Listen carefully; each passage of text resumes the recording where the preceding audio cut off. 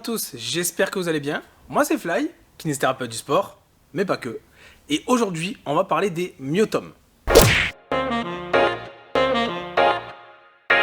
Oh, avant de commencer, tu sais ce que tu dois faire. Ouais, vas-y, fais-le, dépêche-toi. Alors je m'excuse, ça fait quelques temps que j'ai pas publié de vidéo sur cette chaîne YouTube.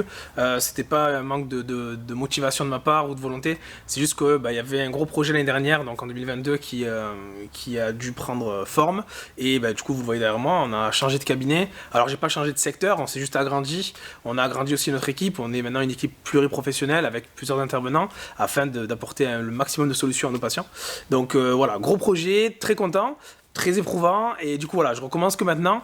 On va essayer d'en envoyer un peu plus des vidéos maintenant cette année. Ce sont des éléments qu'on va rechercher chez des patients qui vont souffrir de radiculopathie ou de discopathie en règle générale, donc des atteintes plutôt de neuropériphérie, donc des sciatiques, des cervicalgies, ce qu'on appelle des névralgies cervico-brachiales. Ce sont des éléments qu'on va aller rechercher dans nos bilans en tant que kinésithérapeute. Ces myotomes vont correspondre en fait à des zones d'atteinte de disque, en fait à des étages. On me dit dans l'oreillette qu'il y a une erreur et on va rectifier ça. Un myotome, c'est un ensemble de muscles qui va dépendre d'une innervation spinale. Cette innervation spinale, ce nerf, lui, va dépendre de plusieurs racines nerveuses.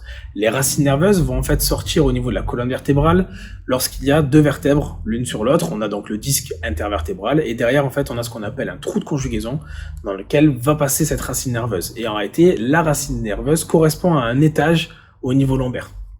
On peut reprendre. Et chaque étage sera déterminé par une fonction motrice, par un mouvement. Et c'est ce qu'on va évaluer nous dans notre prise en charge. Lorsqu'on considérera sur ce mouvement qu'il y a une perte de force par rapport au comparatif, donc le côté opposé, ça voudra dire qu'on a une atteinte potentielle à cet étage donné. L'intérêt de tout ça, c'est que du coup, notre prise en charge sera bien plus spécifique et surtout, elle va nous permettre d'orienter le traitement de manière beaucoup plus analytique, beaucoup plus précise.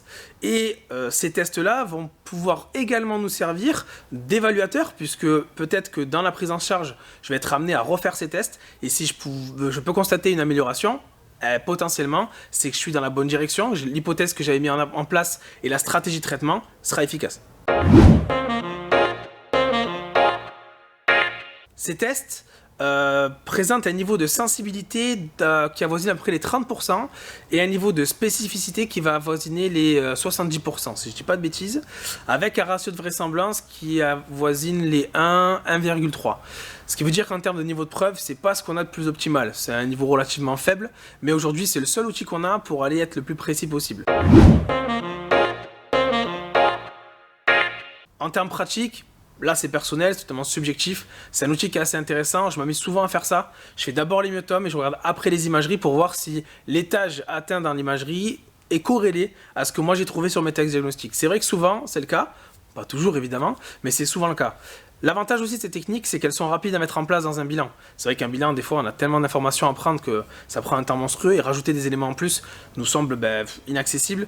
Il faut pas plus d'1 à 2 minutes pour faire l'ensemble donc des myotomes qui concernent les membres inférieurs, la partie lombaire, et les membres supérieurs, la partie cervicale.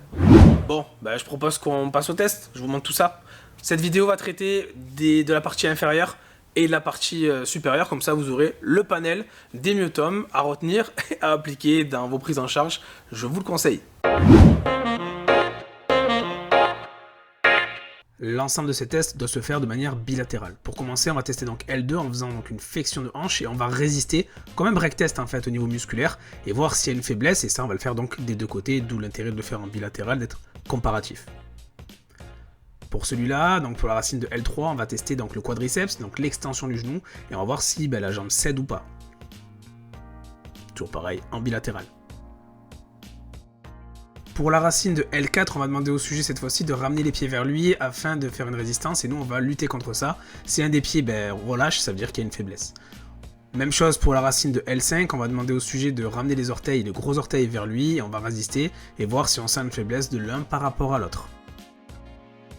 Pour Pour tester la racine de S1, on va demander au sujet en fait de pousser contre les mains, de faire une pointe de pied et de voir effectivement s'il y a une perte de force. Une variante proposée à l'écran sur donc debout en pointe de pied est peut-être plus révélatrice d'informations car on est sur du poids du corps avec un muscle qui est quand même puissant. Dernier test, S2, on va demander au sujet donc de faire un talon-fesse, donc de faire une flexion de genou en travaillant donc les ischio et pareil on voit s'il y a une faiblesse. Le test sera considéré comme positif lorsqu'on aura une faiblesse musculaire avérée. Pour C3, on va demander au sujet d'incliner la tête sur le côté et nous on va forcer, créer une résistance évidemment en bilatéral. Pour C4, on va demander au sujet de lever les épaules vers le ciel et nous on va essayer de pousser les épaules vers le bas pour voir si une épaule plus forte que l'autre. Pour C5, on va demander au sujet d'écarter les bras sur les côtés, de faire une abduction et on va faire une résistance dessus. Pour C6, on va demander au sujet de plier les coudes, donc on va tester la force de flexion de coude et on avise. Une autre variante, ça va être demander au sujet de faire une extension du poignet, donc de mettre le poignet vers le haut, et on va créer une résistance pour voir un peu en comparatif s'il y a une différence. Pour C7, on va demander au sujet de faire une extension de coude, donc on va essayer de tendre les bras vers le bas. Une autre variante va être de faire cette fois-ci une flexion du poignet, donc le mouvement opposé à tout à l'heure, toujours pareil en bilatéral. Pour tester C8, on va demander au sujet d'écarter les deux doigts, et on va faire ça de manière comparative et voir s'il y a une différence. Pour T1, ce qu'on va faire, c'est qu'on va appliquer une résistance du petit doigt l'un contre l'autre et aucun des deux ne doit gagner contre la résistance. Et voilà pour les tests. Cette vidéo est à présent terminée. Comme toujours, like, partage, sauve des vies. Et on se revoit bientôt dans une prochaine vidéo.